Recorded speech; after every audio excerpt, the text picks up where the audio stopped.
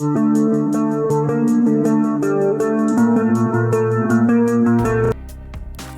Friends, आप देख रहे हो technicalonix।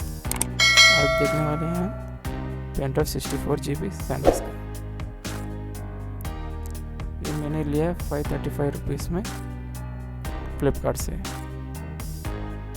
अब इसका अनबॉक्सिंग करेंगे। कभी भी ओपन करने टाइम सावधानी कीजिए, ब्लेड या किसी और चीज़ से ओपन कीजिए सावधानी से। हम ओपन कर रहे हैं। पाउच में आया है।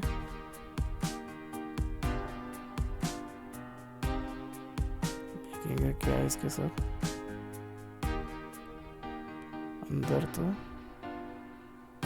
सेफ्टी बबल कवर के अंदर रैप करके दिया हुआ है पेन ड्राइव। देखेंगे कैसा है pen drive.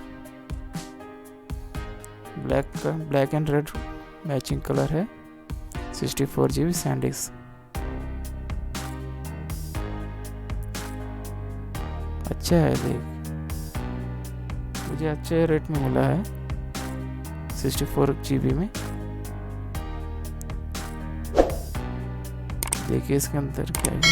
sandisk cruiser blade 64 GB made in China है।